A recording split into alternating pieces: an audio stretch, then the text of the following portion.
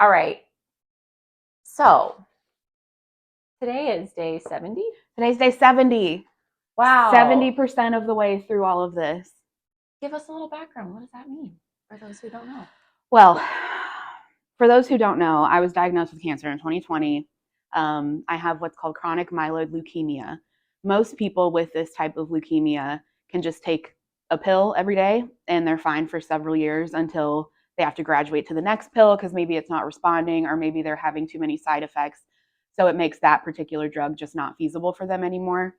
The vast majority of people, like 95% of people, can just take these pills for years and they're totally fine. Um, I was one of the unlucky 5 to 10% who I graduated from all 5 options available within a 3-year window. So that is not normal. And the last resort, because to backtrack a moment, this cancer was terminal until about 1999 when they created the first pill treatment for it. So now it's either a pill or you're going to go through a bone marrow transplant, which is what I did, or you're going to die. So I opted for the second one. I went through what's called an allogenic stem cell transplant. I matched 100%, 10 out of 10 with an unrelated donor from somewhere in Europe, a girl in her early 20s. My bethematch.org flew her out to Kansas City where I had the procedure done. They paid for all of her lodging and everything. And she donated her stem cells the same day that I had them infused into my body. Yeah. So it's a transplant, but it's not a surgery. It is not a surgery. And it's surprising how many people think it is. So many people think that it's a surgery. And I'm like, I wish it was just like, let's take that bone out and put another bone in, and then you are good. No, it's the bone juice. It's the juice in the innards of the bones. And I had to stay in the hospital for, what was it? I think it was 25 days, 26 days or something, which is such a teeny tiny amount. Usually people have to stay for 4 to 6 weeks. And I was really lucky that it was just over 3 weeks that I had to stay. So what they do is to go back to what is day 70. So the whole process from start to finish is 100 days. The first 8 days are considered the conditioning days, so those aren't necessarily included in the count. So you start at -8, then -7, -6, blah, blah, blah, until you get to day 0. Day 0 is when the stem cells are transplanted or infused into my body. But day -8 through day -1, you are getting absolutely blasted with like the gnarliest chemo that you can possibly get.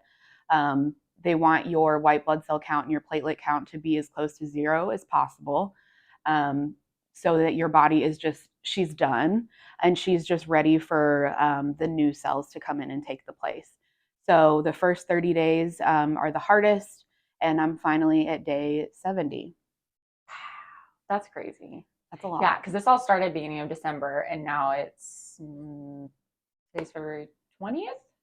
Today is February 20th. February 20th. So yeah, it's been a long road, and it's really interesting. So I'm one of April's caregivers, and like my sister and me, and then some other family here and there, and some more people later are all like switching off because April needs someone with her 24/7 to drive her to appointments, do meals, like all those things. And so what's been really cool for me to see, just like in the last week, is like you're coming back. I'm coming back. I love it. And then like today we were gonna do this, and you like put some makeup on for the first time, and like feel since cute. December 2nd. First time wearing makeup since December 2nd. That's like a lifetime record for me. That's crazy. Yeah, but just the fact that you wanted to do this, and like your brain is like coming back online, and you're not just like surviving and trying not to puke and stuff like that. Right. Oh my God. Literally just in bed trying not to puke, but still for some reason being really hard on myself. Like I should be productive. I should be doing X, Y, and Z. I could be healing better. I could be more effective. And like, huh? I remember saying before the transplant, I was like, I know that I'm going to be hard on myself while I'm recovering. And I'm making a promise to myself now that I'm not going to do that. I did it every day. Every day. I mean, there were some days where I would sleep in until 1:30. I would have a peanut butter and jelly sandwich, and I would go back to sleep until 5:30 p.m. And then I would still be hard on myself because I was like, I don't need to sleep that much. I don't need to sleep 16 hours. But Dude, I just had a full factory reset on my entire body. I did need to sleep 16 hours. Yeah. Yeah. That still sounds pretty good. I'm not gonna lie. Oh my God. Yeah. Well, I wrote some questions down to just kind of guide our conversation. Um, and I think a lot of this will be cool for you to look back on later because I know, like, through some of my own like health journey stuff, it's like when you're in it, it's kind of hard to remember a lot of details. Yeah, everything feels like just one big week. It's a lot. One really, and so Just, my first yeah. question was going to be like, okay, babe, just tell us what happened, right? So we're kind of like, that's what happened. That's where we're at. Yeah. Right now, we're in the Airbnb. This is a rented house because she has to be within 30 minutes of the hospital that did the transplant for 100 days. So Yes. we're like 8 minutes away. Our home, Joplin, Missouri, is 2.5 hours away. And I've been here in Kansas City since December 4th. And Mitzi's been kind enough to drive up here whenever it's her caregiving shift. And I feel very fortunate, but I miss first and foremost, I miss Dorian. I don't know if I can say his name. You want to bleep it out? I don't know. That's fine. Okay. That's okay. I miss Dorian so much. He's one of the reasons that I moved down here from Ohio. I wanted to see him grow up, and I feel like I'm just missing that's 3 months. Yeah, that's like 30% of a year. That's a lot. And he's only 3, so yeah, and he's only 3, and so he's going to be like 14 when I get back, and so that's been really hard. Also, not being around my cats. I have 3 cats. Don't tell my landlord. And I miss them so much. Like, I think the most I'd ever been away from them was like 12 days, and that was probably like visiting here. And that's been one of the hardest parts about it. Yeah, I was dreading that the most. I was dreading that more than going bald. But like, I think I look cute bald. I might take it off at some point. I don't know. Stay till the end and find out. that's great. So like, I'm sure a lot of people are wondering, like, how you're doing and through all this. And it's like, I guess a big question is like, are you out of the woods yet? Like, is this when did we know how successful it was, or like that is a really good question, and that's really just been solidified for me in the past like few weeks. So I am out of the woods in the sense that my body has thus far accepted the donor cells. It is producing them. The fact that it's producing them now is called engraftment. So engraftment was successful. But the thing is, and they're going to have to do a bone marrow biopsy in like 3 weeks or so. They need to do a biopsy to measure how many cancer cells are still in my body. So if it's below a certain number or a certain percentage, then that would mean that the transplant was successful. I believe that I'm getting a bone marrow biopsy monthly or every other month for the next year to continue to monitor the amount of cancer cells. So when it gets like to 0, this is one of the few cancers, and I think possibly one of the only procedures that can cure a cancer in someone, not just put you in remission, but literally cure you, because you're replacing your immune system, and because your immune system is the part that had the cancer in it. So you can replace someone's immune system and cure their cancer. So that I won't know that for a few months, I don't think. But as far as my blood counts and everything, my white blood cell count is good. My platelets are good. I haven't yet had any graft versus host symptoms, which I'm really, really thankful for. yeah. That can be really gnarly and disabling for a lot of people, which is really awful. So I think that it's been honestly like best case scenario, except for, the chemo side effects. But Right. and I don't want to what's the word I'm looking for? I don't want to minimize those at all. That was awful. That was so bad. If anyone's had chemo, I had 3 different types of chemo in like 20 days. I think I had 12 or 14 actual like bags of chemo go into my body. So Dude, like right before Christmas, I'll never forget how you were texting us and like barely coherent because you were on so much morphine, which I'm glad they were giving you, but like you couldn't, like you had the mouth sores and like you couldn't even swallow on your own. Yeah. Let alone sleep, because you can't, every 2 minutes you'd have to like suck the spit out of your mouth with like a little thing, and then like so you didn't sleep for like days, and you just Yeah. and that's on top of like everything else. I was just Like like, the physical oh my pain, all of God. the bags, like not being able to eat. There was Did you forget a lot of that, or do you like remember, or I like I don't think I've forgotten it. I honestly don't think I could ever forget it. Because like when you just say that little thing, like so much just illuminated for me in my mind. But yeah, they install trauma? Let's take you trauma. right back. Yes, no, it's okay. I'll process it in 13 years. Um, they installed this thing they called a yonker in the wall in the hospital, and it's like at the dentist office when they suck the spit out of your mouth. I mean, that's all I have to say about it. But you would be shocked and amazed at how much you swallow throughout the day and don't realize it. Um, and yeah, I So you feel like you remember things pretty well. I unfortunately, yes, I do remember everything. Okay, what was like the worst moment in the hospital? I can't. There's one that I can't talk about. Okay. It's that bad. I You just just can't. can't. That's fair. Okay. You So know about it. yep. Natalie knows about I it, wouldn't but probably talk about it either. but I would say I'll a story to illuminate you.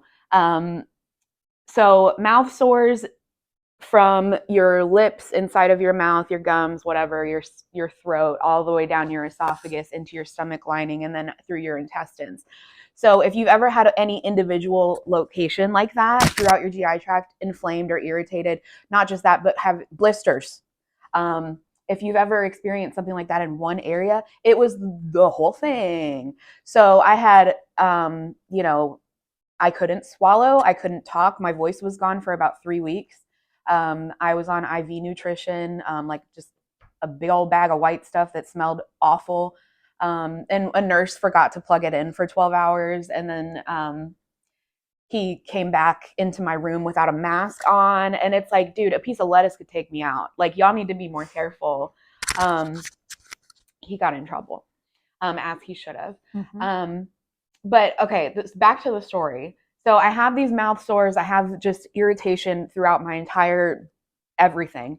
And it's been 4 days since I've gotten more than 2.5 hours of sleep a night. Because if you've ever had any extended stay in the hospital, you know that people are coming in and out of your room every 2 seconds. You can't sleep. It's just impossible.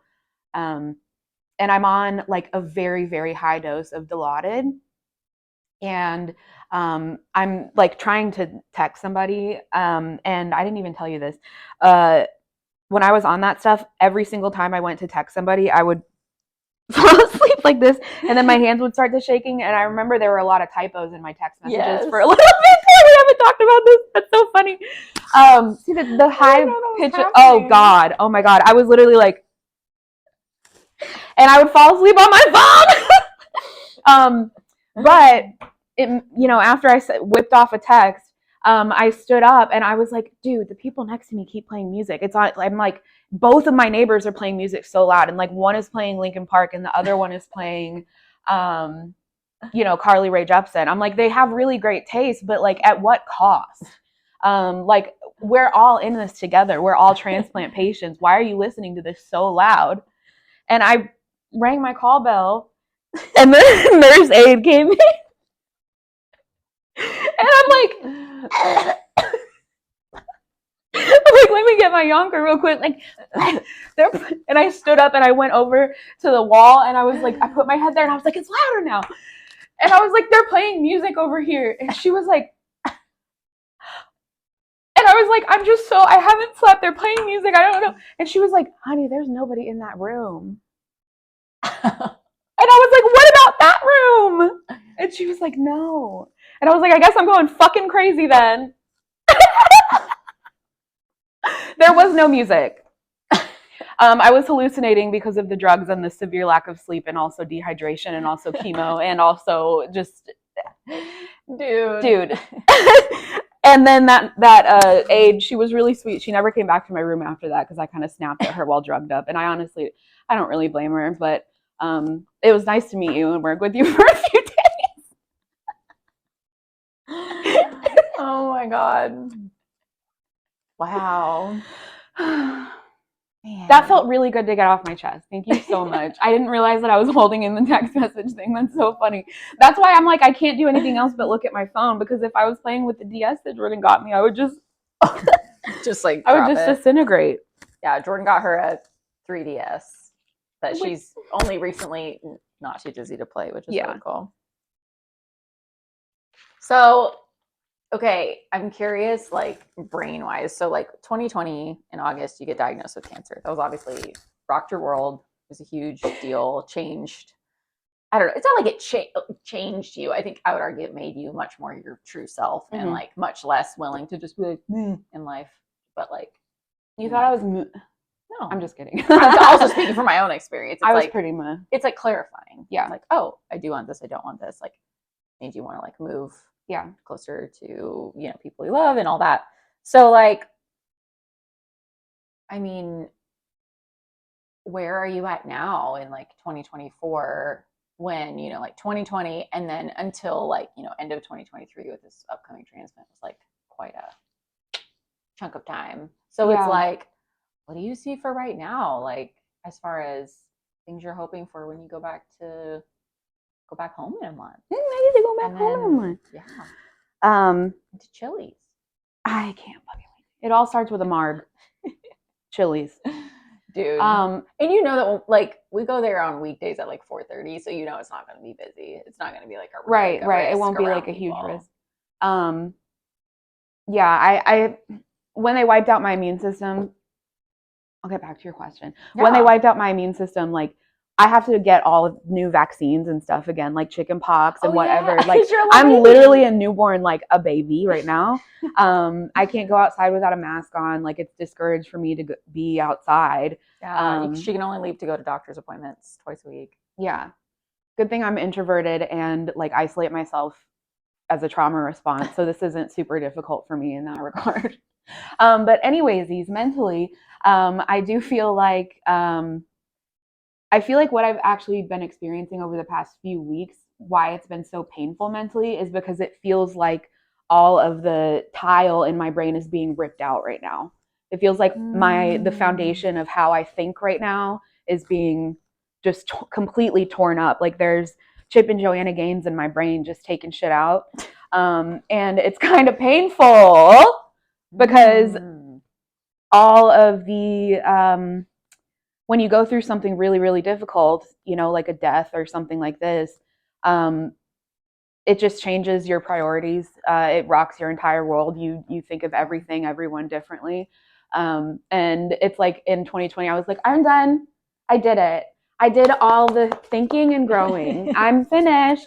I am self-actualized. When in fact,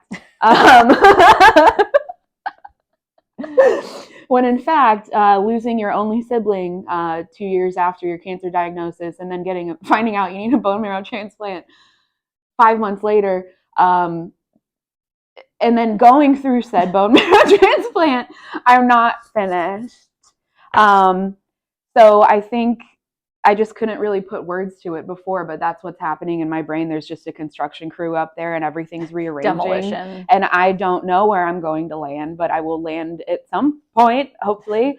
And I think that it even more just cuts the bullshit out and makes you understand what's important. What's important is spending time with your friends and people you love, and doing things that make you happy. Like for me, I was happiest in my life when I was doing like specifically weight training regularly, not cardio. And when I would cook for myself. And I've always just like not had the energy, or I just always had excuses to not do those things. And now like in the hospital bed, I was like, I really wish that I could make myself a nice like sandwich right now, or like I wish that I could literally just anything. I wish I could prepare produce right now. And I wish that I was still strong like I was, because you just deteriorate immediately when you're laying in a hospital bed. But yeah, I feel like I'm mentally, like I know I said to you, at the very least I said it to my therapist a few times. I'm excited for like the mental changes that will come from going through this experience, and that it's happening right now. The actual, you know, Yeah. I'm essentially a Pokemon and I'm evolving right now, and sometimes that hurts. What's your favorite Pokemon? I know. I just like Happiny, Happiny. You're still the only person that I've ever heard talk about that one. I know, she's I just think it's cute. If you great. know Chansey from the 151, it's the baby Chansey. Just a Aw, little and you're a little circle. baby again I'm because you made all your just a little vaccines. baby. I'm just a baby. You have a fresh new little immune system, only a couple Mm-hmm. months old. Wow. I want you to talk a little bit about post game. Oh, Because this is post game. something that I love. Since April and I have both gone through cancer journeys, I went through breast cancer a little over a year ago, almost two. And one thing we talk about is post game Hold on, was that 2022 or 2023? 2022. Okay, so that's almost 2 years ago. Mm-hmm. Sure is. My Okay. concept of time is great, like yours. Maybe I'm you just like, just already said that and I just repeated it. My concept of time is not. Yeah, so if you wanted to continue. yes. Oh, the dog. Ain't nothing but a hound dog. Hope he's all right. Mm-hmm. So you talk about post game a lot, Mm-hmm. and I love this concept. We also, April and I got tattoos inspired by this um, in 2022. Yep. 2 days before my brother died, yeah. Yep. Just before your brother died. And like, it was only 6 weeks after my surgery, Mm-hmm. my mastectomy. That's crazy. Um, but you talk about post game, and I love how you explain it because it's basically something that's given me context for the way that my outlook on life has changed since I got back to the real world from cancer. It's like coming back from war, kind of like you get back to your life and then, but Yeah. everything's different Yeah. because you're different. Yes. Well, that is an excellent way to put it. So post game. If you play a video game, let's say a Pokemon game on Nintendo Switch, for example. You go through, you catch all your Pokemon, you beat all the gyms, whatever. You beat the final boss. Um, you've acquired currency, you've acquired knowledge, you've acquired different clothing options, you've acquired just all of the wares throughout the game. You beat the game, and then someone calls you and they're like, whoa, we need your help, blah, blah, blah, blah. And it's like, oh, okay, so I've just started the post game. This is the game that happens after the main game. Um, you can choose to follow that guy who wants to extend the story for you, or you can just go and play the game how you were playing it before.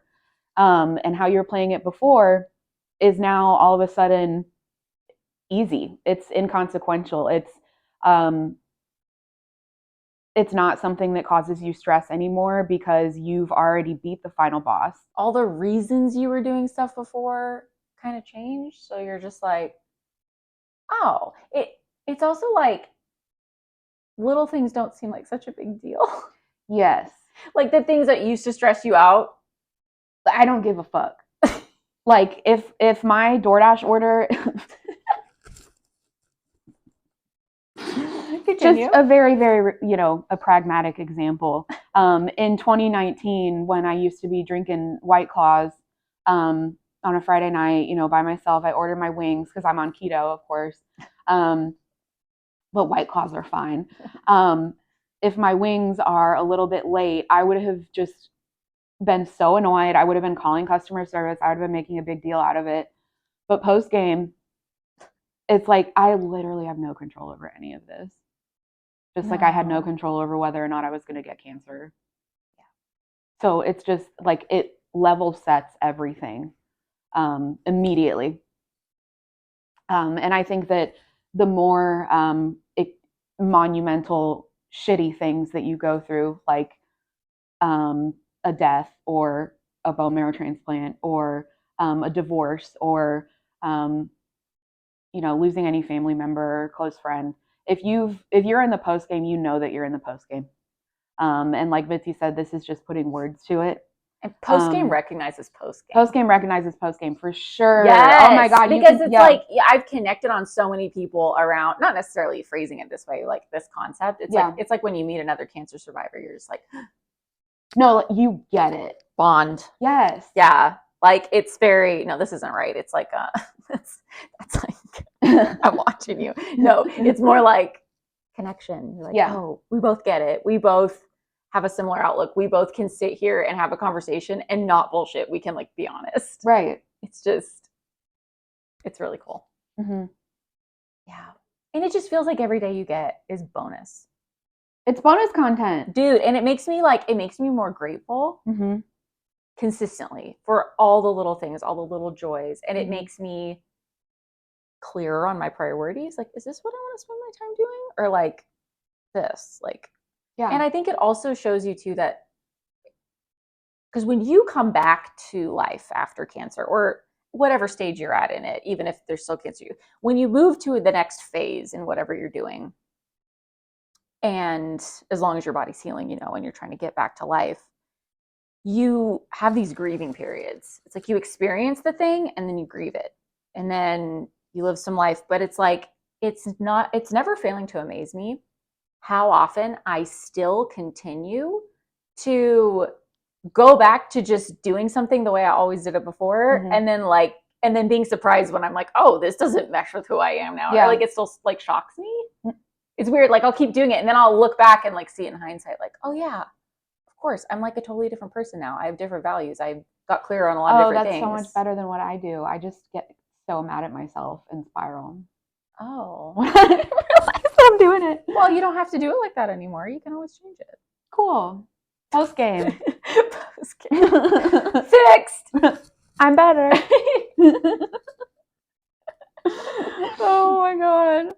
And people have been asking like, how are you doing? I think it can be really hard. It's hard to quantify. When you're in it, I know for me, it was therapeutic to just talk about the stuff, like the data, like what you just did. Like, well, then this happened and there was this result and then there was this story. Like, talk about experiences throughout, and everyone just wants to be like, how's your heart?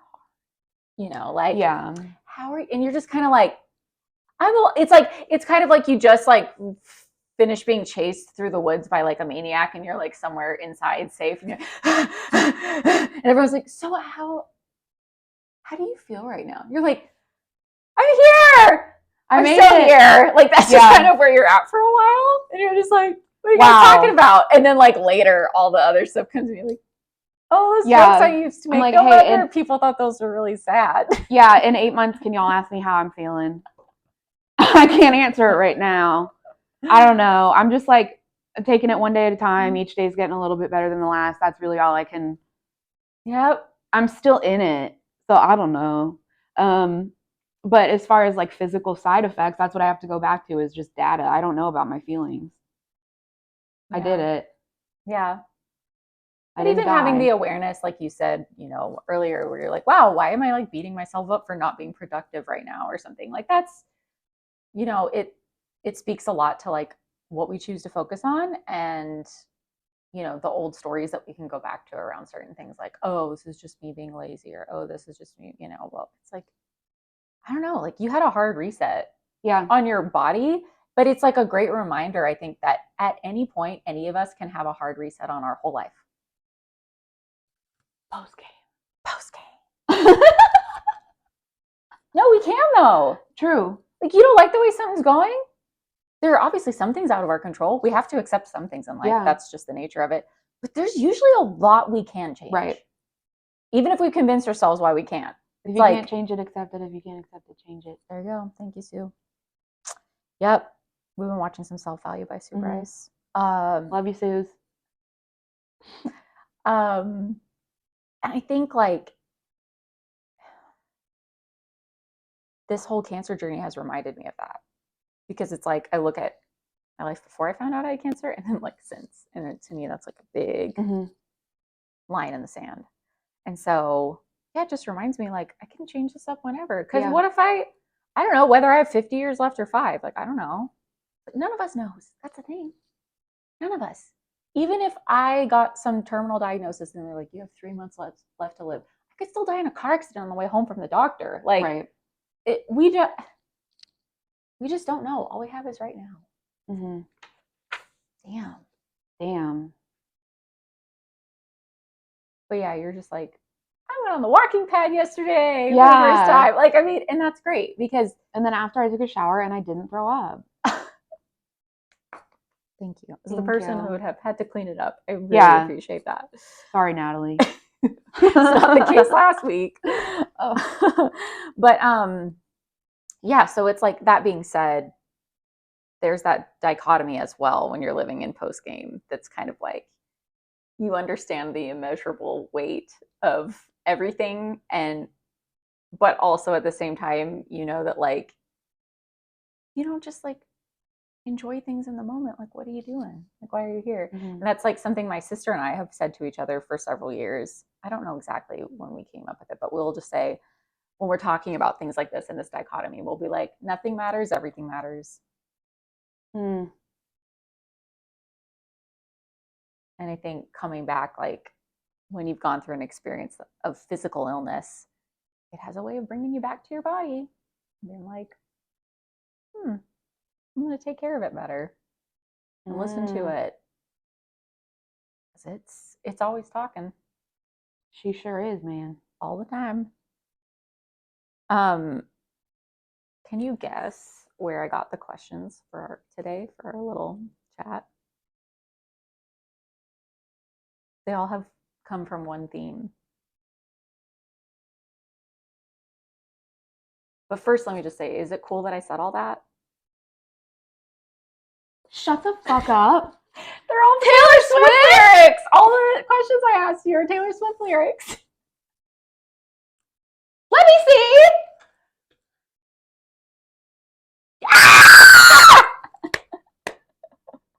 I wrote a few from what songs, but you probably know. Yeah, that's so cute.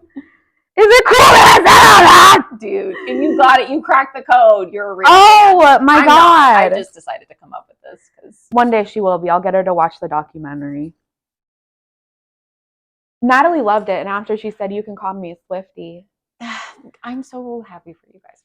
I think that's great. It's been almost a year since I changed my mind about her, and it's the best decision I've made in a long time. You know what? I love that for you. I think that's great. I'm so glad you enjoy that. Are there any other funny stories or closing thoughts or hints? Hints. I'm proud of myself. I've come a really long way. I'm proud of you too. Thanks. And I'm proud of you for asking for and accepting help too. Because I know in my own cancer journey, that was one of the most valuable lessons. That's really hard, yeah. Ooh, before we go, please go to bethematch.org and sign up to be on the bone marrow registry list. It's free, whatever. All they do is send you a little kit and you swab your mouth, put it in a thing, and like mail it back to them or drop it in a FedEx box or whatever. It's just like taking a COVID test. You wipe the inside of your mouth. It doesn't go up your nose or anything. It's so easy. You could save somebody's life. That's really amazing. Science is pretty crazy. Mm-hmm. Like, cancer sucks, but science is awesome. Yeah, man. This was in 1998. I'd be toast. I'd be long gone. I'm proud of you. Love ya. Love you too. Thanks for joining us, everybody. Bye. Bye.